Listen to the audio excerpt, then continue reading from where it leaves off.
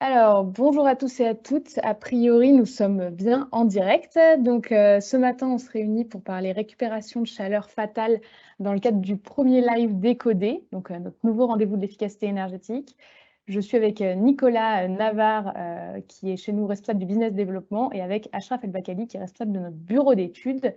Ces deux experts vont répondre à toutes vos questions sur la récupération de chaleur fatale.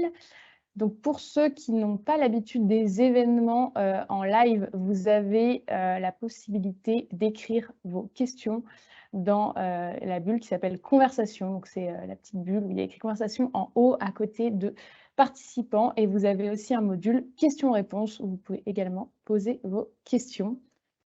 Et en attendant d'avoir les premières questions, je vous propose, Ashraf, Nicolas, peut-être de vous présenter en 2 mots, si ça vous va. Ashraf, peut-être commence. Tu commences par un A, ce sera toi le premier. Yes, du coup, Ashraf El-Bakali, je suis responsable technique chez CN Solutions et du coup, au niveau de mon équipe, on gère toute la partie, conception des différents projets techniques. Donc, au niveau chez nos industriels aussi, tertiaires. Donc on fait toute la partie, ce qu'on appelle l'avant-projet sommaire, avant-projet détaillé. On fait aussi la partie, réalisation. On travaille en binôme avec d'autres équipes, en fait, sur la partie réalisation et on va jusqu'à la mise en service et l'engagement sur les économies d'énergie. Bonjour à toutes et tous, Nicolas Navarre, donc je suis responsable de la BU Business Développement chez Certinergie. Notre équipe a pour mission d'identifier les relais de croissance pour l'entreprise et notamment de proposer des approches contractuelles innovantes dans le but de répondre à des enjeux de décarbonation, d'économie d'énergie et tout ça grâce, on va dire, au support technique de l'équipe d'Ashraf. Ok, super. Je vois qu'on n'a pas encore de première question sur le live parce que la première, c'est souvent la plus dure. Donc, ce que je vous propose, c'est que je vous pose une question facile pour se mettre en jambe à 8h33. Ashraf, Nicolas, est-ce que vous pourriez nous dire ce que c'est que la récupération de chaleur fatale? Alors, je vais me lancer. Donc, pour essayer de répondre, on va dire, le plus brièvement possible et de manière la plus simple, la chaleur fatale, c'est toute chaleur, on va dire, qui est dérivée d'un site de production, mais qui n'est pas valorisée et qui est perdue par le site. Je vais donner un exemple. Vous prenez un four, que ce soit un four de cuisson pour du verre ou de l'agroalimentaire. C'est toute la chaleur qui est envoyée à l'atmosphère, donc à l'air extérieur, et qui n'est pas valorisée sur le site ou en externe sur un réseau de chaleur. Donc elle est perdue, et qui dit perdu dit également perdre de l'argent on va dire, qui s'envole par la fenêtre. Voilà. Ok, super. Ashraf, tout est OK? Est-ce que tu veux ajouter un complément? Non, non, c'est clair. Ok, super.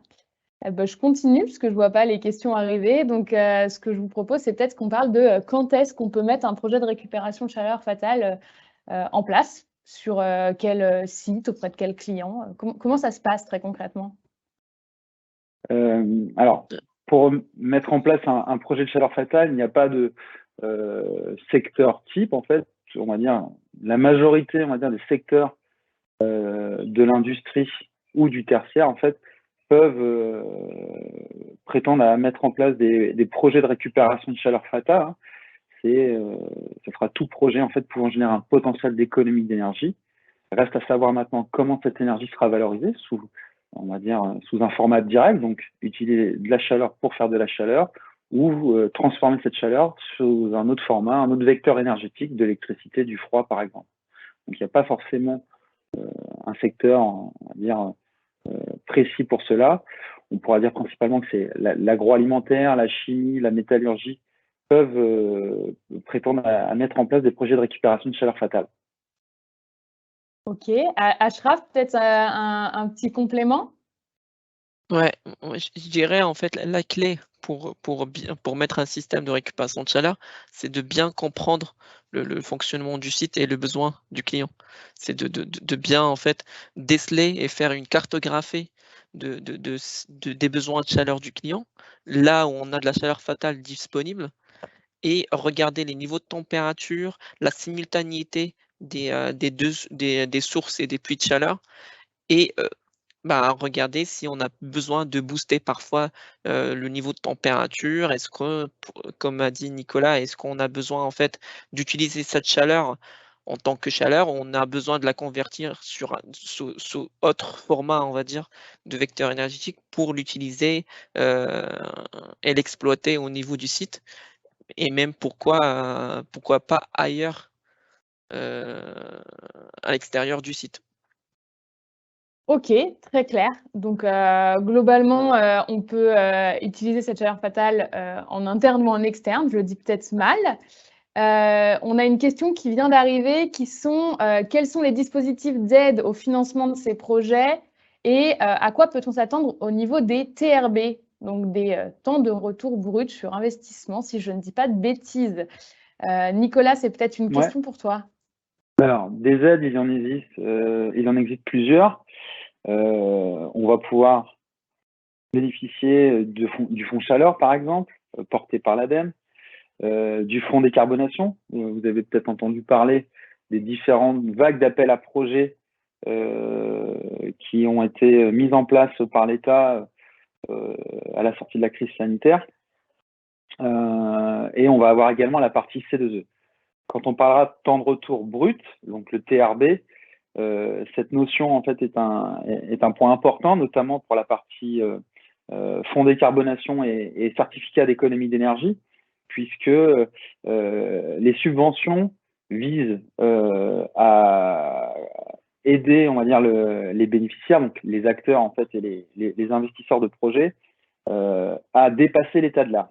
C'est-à-dire qu'aujourd'hui, l'aide va être calculée sur la base du surinvestissement pour dépasser l'état de l'art, c'est-à-dire être plus performant que ce qui existe sur le marché. C'est un point important aujourd'hui, en fait, dans le cas de l'attribution des aides. Voilà. Ok, et du coup, en termes de TRB, je ne sais pas si c'est toi ou si c'est Ashraf, mais… En termes de chiffres, aujourd'hui, en termes de TRB, on va pouvoir, pour tout ce qui est bénéficier des aides, il va falloir avoir des TRB supérieurs à 3 ans pour la partie C2E. Pour la partie fonds de décarbonation, c'est un petit peu plus complexe, ça dépend du type d'appel à projet, mais généralement, par le passé, c'était 24 mois, maintenant les TRB ont été relevés à 48 mois.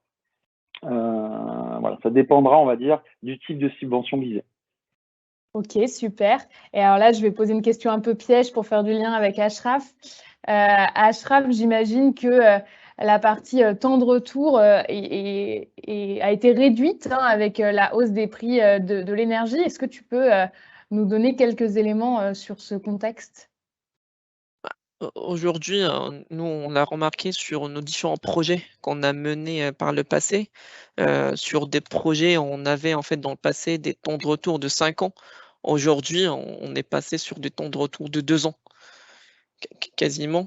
Et aujourd'hui, les clients en fait nous remercient d'avoir mis en place des systèmes de récupération de chaleur fatale sur leur site, parce que en fait, ça leur a permis en fait, bon, bien sûr, leur facteur énergétique a doublé, mais ça leur a permis aussi de doubler, voire tripler leurs économies d'énergie. Ok, donc en fait, on pourrait presque dire que les factures d'énergie en hausse ont été compensées par la baisse liée aux consommations, aux économies d'énergie sur les consos. On est d'accord? Tout à fait. Ok, super. Et du coup, donc, on parlait de clients qui nous remerciaient. Est-ce que, Ashraf, Nicolas, vous pourriez nous partager un ou deux retours d'expérience de projets de récupération de chaleur fatale qui ont été mis en place chez Certinergie Solutions? Oui. Vas-y, Ashraf. Moi, je vais prendre un exemple, enfin, on a fait différents sujets, mais je prends un exemple sur lequel on a installé un système de récupération de chaleur sur une centrale froid ammoniaque. Donc un système récupération de chaleur, pour que ce soit vraiment de la chaleur fatale, ça veut dire qu'il ne faut pas booster, on va dire, ou impacter le fonctionnement normal optimale de la centrale pour faire du chaud. C'est-à-dire, on a une centrale froid qui est optimisée, qui fonctionne, on va dire, avec des consignes optimales, et on vient récupérer la chaleur disponible au niveau de la réjection. de la centrale. Donc on a récupéré sur la désurchauffe, condensation, sur l'huile, etc. Et ça nous a permis en fait d'effacer la consommation d'eau chaude sanitaire du client. OK. Aujourd'hui, on va faire le bilan en fait des économies sur l'année 2022 et avec la facture énergétique actuelle du client, on est sur une économie d'environ 160 000 € par an. Donc ça permet et en fait les utilisations, c'est la production d'eau chaude sanitaire, à 52 degrés pour le client, plus le chauffage, plus, le dégivrage de quelques postes, du froid positif. Très bien, très bon exemple. Nicolas, est-ce que tu veux également, nous partager un exemple? Non, pour l'instant, c'est un exemple qui est très parlant, je trouve. Donc, on aura des exemples similaires. Aujourd'hui, voilà, ce que je peux me permettre juste d'ajouter, c'est au-delà, donc on travaille aujourd'hui beaucoup sur, c'est vrai, cet aspect-là de récupérer la chaleur fatale issue des productions de froid. On a également des retours d'expérience où on a combiné ces récupérations de chaleur fatale sur le froid à de l'air comprimé. Et aujourd'hui, on a des approches plus orientées process pour aller valoriser la chaleur fatale issue des process. C'est vrai que la partie utilité est un important vecteur de chaleur fatale, mais les process également génèrent de la chaleur perdue qui pourrait être valorisée soit sur le site, soit en externe, sur un réseau de chaleur. OK, hyper intéressant et du coup, donc comment est-ce qu'on sait si, on a du potentiel, pour un projet de récupération, de chaleur fatale? Donc, comme j'ai dit, hein, aujourd'hui, il y a pas de système vraiment sur étagère. Il y a pas un système qu'on veut, c'est du plug and play et on peut l'installer en fait sur le site. Aujourd'hui, en fait, c'est, au cas par cas. À chaque fois, faut vraiment étudier, faire une cartographie, on va dire, du site du client, de regarder ses besoins de chaleur, ses puits de chaleur, les niveaux de température et cetera. Ce qu'on appelle l'analyse pinch et en fait, avec ça, regarder les niveaux de température, la simultanéité, le flux à chaque fois qu'on a sur chaque, source ou puits et regarder comment on peut connecter un peu tout ça. Est-ce qu'il faut du stockage? Est-ce qu'il faut des pompes à chaleur? Est-ce que faut intégrer des échangeurs et cetera pour bien, optimiser au mieux cette récupération de chaleur? OK, très clair et du coup, j'ai une question encore un peu technique, Achraf, donc plutôt pour toi. Quel niveau de température peut-on espérer obtenir d'une récupération sur un groupe froid? Hem, je vais répondre une réponse de Normand, ça dépend. Mais, mais en fait, ouais, sur une centrale, par exemple, sans forcer, hein, je parle pas de forcer, le froid ou la HP du système pour faire de l'eau chaude, mais en récupérant sur la partie des surchauffes, sachant, voilà, la puissance n'est pas énorme et cetera. Sur l'huile et cetera, on peut espérer aller jusqu'à 60 degrés sur du central ammoniaque, par exemple, aller faire du 60 degrés sur un groupe froid sans problème. Mmh. Donc je note la réponse de Normand, alors qu'on est, en région Pays de la Loire, mais tout va bien, on fait un petit tour de France, des réponses. Nicolas, pour revenir peut-être sur, le sujet dispositif d'aide pour, creuser un peu, donc tout à l'heure tu nous as parlé, fonds chaleur, peut-être appel à projet décarbonation. Mmh.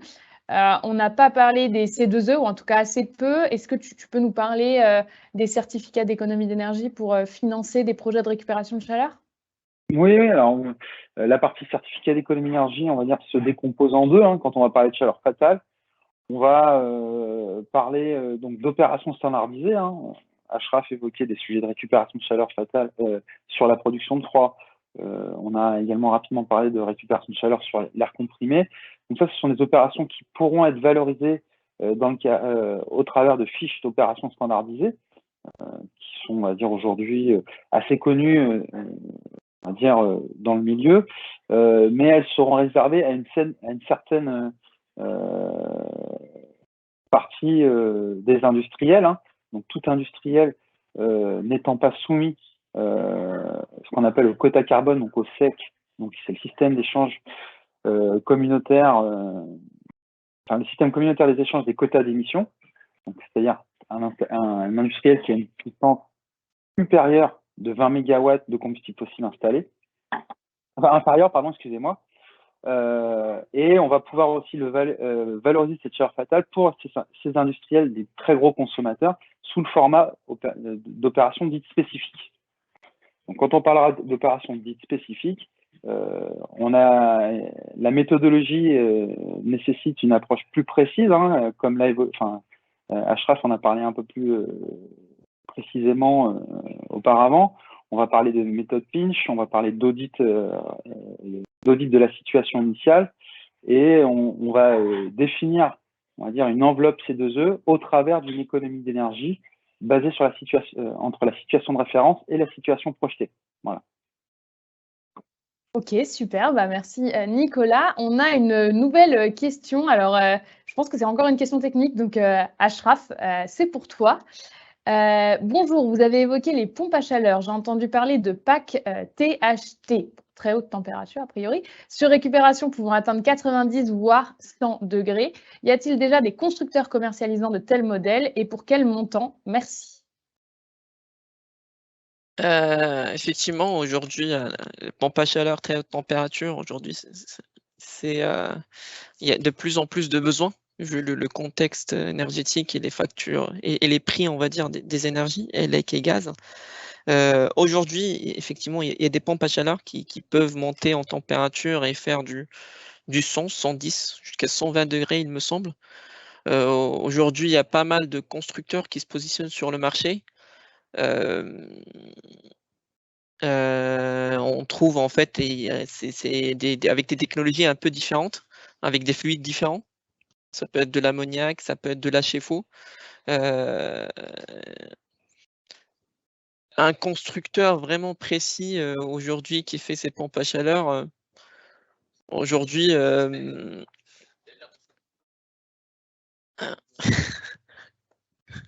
On est en direct des bureaux Angevin et les Angevins arrivent.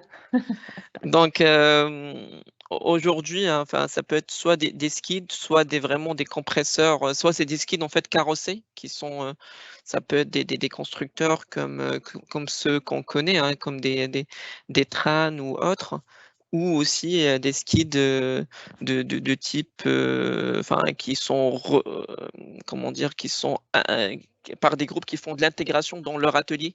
Donc ça va être des compresseurs HD qui font l'intégration avec tout le système.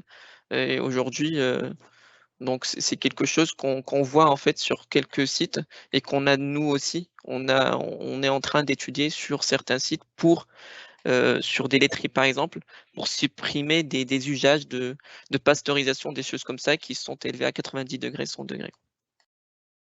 Ok, donc aujourd'hui, nous, c'est quelque chose qu'on étudie en interne sur des laiteries, donc de l'agroalimentaire. Nicolas, est-ce que tu as d'autres exemples en tête sur ce type de projet avec des pompes à chaleur très haute température?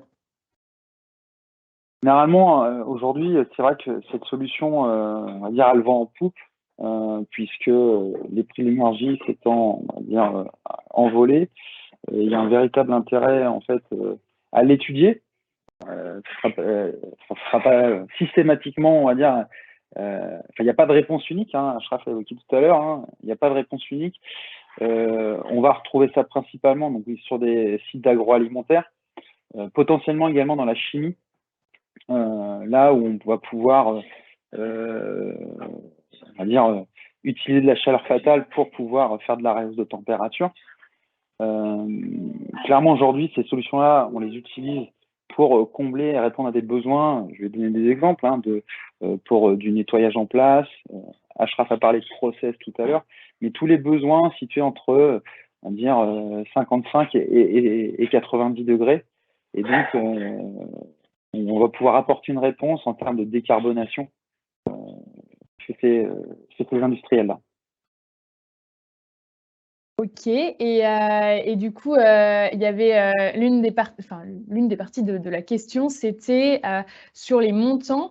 Est-ce qu'aujourd'hui, vous avez une fourchette à nous donner pour un industriel, par exemple un industriel de l'agroalimentaire qui ferait du lait pour un projet de récupération de chaleur fatale? Est-ce qu'on peut avoir une idée de l'investissement nécessaire?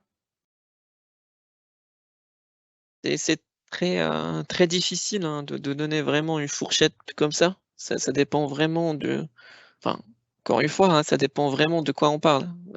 Donc c'est pas un système qu'on a en fait, qu'on va l'installer directement. Donc ce qu'on peut proposer par contre, c'est, on a l'habitude de faire ce genre, on va dire, d'études rapides pour avoir juste une vue macro. Nous, ce qu'on préconise souvent, c'est, de faire une visite avec le client qui nous montre un peu, regarder un peu les besoins, les puits et cetera, les sources de chaleur, regarder ce qu'on peut faire. Ça, c'est une visite, ça peut durer juste, enfin, une demi-journée et sur, on va dire une durée d'une semaine, on peut déjà avoir une vue macro, de ce qu'on peut installer chez lui, combien ça va coûter, les économies qu'on peut générer et aussi, ben, voir aussi, hein, on regarde aussi, les subventions qu'on peut avoir pour dans le but de réduire en fait vraiment le temps de retour, sur investissement, du projet. Ok, donc en fait, la réponse, c'est ne pas hésiter à tester, à faire une petite étude simplifiée pour avoir une idée du montant potentiel de l'investissement et des aides disponibles pour le projet, ainsi que les économies d'énergie, j'imagine que ça peut générer. Tout à fait. Ok, alors on a une nouvelle question. Cette chaleur peut-elle être récupérée et stockée par stockage géothermique, par exemple? C'est, on a eu un cas dernièrement là, un client en fait qui nous a posé la question. Nous, franchement, on n'a pas fait ce genre de projet. On a d'ailleurs demandé à notre centre de recherche chez Engie, Crigen pour qu'il nous donne des retours d'expérience sur ce type de stockage. Mais aujourd'hui, on n'a pas vraiment fait de projet de stockage en géothermie. Ok, donc pour l'instant, on attend de faire avant d'en parler. Tout à fait. Ok, super. Est-ce que, je suis en train de regarder, il n'y a pas de nouvelles questions. Est-ce que vous voyez quelque chose à rajouter d'important sur la chaleur fatale qu'on n'aurait pas évoqué ce matin?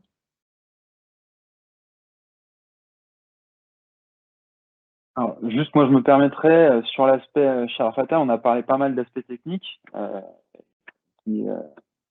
c'est un point très important.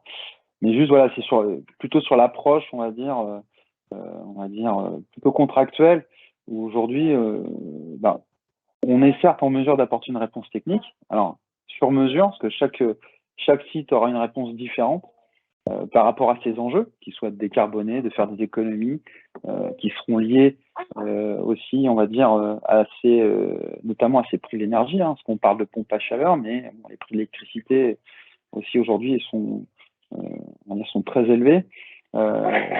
Sur l'aspect contractuel, voilà, ce que je peux apporter, c'est que au-delà de la solution technique, on va apporter également une réponse en termes d'engagement contractuel, que ça soit sur de l'économie d'énergie, que ce soit en mégawattheure par exemple PCS, ça peut être en mégawattheure électrique, mais également aussi en tonnes de CO2. Aujourd'hui, la tonne de CO2 chez certains industriels a une valeur. Je parle notamment en fait pour les clients industriels qui sont soumis aux quotas. Ils ont des quotas gratuits, mais ces quotas gratuits vont se réduire avec le temps. Donc, on est en mesure d'apporter une réponse en termes de contrat de performance énergétique et de décarbonation. Ok, bah merci beaucoup pour le complément qui était en effet important, savoir qu'on peut s'engager sur les économies d'énergie, voir les tonnes de CO2 évitées, c'est quand même important, je pense. Ashraf, est-ce que il y avait des éléments que tu voulais rajouter, toi, ce matin, pour parler récupération de chaleur fatale? Non, non, je pense les questions étaient,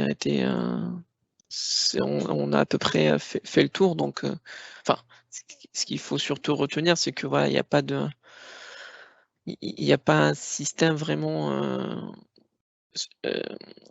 standard. Donc à chaque fois, voilà, faut regarder au cas par cas. Il y a pas de solution, on va dire, standard. Ça dépend des sites, ça dépend des clients, ça dépend, des installations, mais aussi, on va dire, du contexte, de prix de l'énergie. Donc on peut avoir vraiment des solutions différentes. Aujourd'hui, on a des technologies, qui apparaissent sur le marché, qui nous donnent, en fait, cette possibilité de réfléchir différemment, d'avoir des nouveaux systèmes qui nous permettent vraiment d'atteindre et décarboner le site, mais aussi faire aussi des réductions de factures énergétiques chez nos clients, quoi. Ok, très clair. Bon, bah, je vois qu'il nous reste que quelques minutes, donc ce que je vous propose, c'est de finir par dire où est-ce que les personnes qui nous écoutent peuvent vous retrouver si elles ont des questions supplémentaires. Donc j'imagine que Nicolas Ashraf, vous êtes joignable sur LinkedIn. Tout à fait. Oui. Je m'avance un peu. Donc Nicolas Navarre sur LinkedIn, Ashraf El Bakali sur LinkedIn aussi. Et si vous avez des questions côté Certinergie et Solutions, on est joignable via notre site internet ou via notre page LinkedIn. Pour la suite des événements, donc ce live sera diffusé en replay pour ceux qui le souhaitent, et une newsletter reprendra l'ensemble des éléments et l'ensemble des questions qui ont pu être posées afin que tout le monde ait le même niveau d'information. Merci Nicolas, merci Ashraf pour le réveil matinal, les réponses de Normand et les réponses des autres régions. Et puis, bonne journée à tous et toutes et à bientôt pour un nouveau live Décodé, le rendez-vous de l'efficacité énergétique pour Certinergie et Solutions. Merci tout le monde. Merci Bonne beaucoup. journée. Bonne journée, au revoir.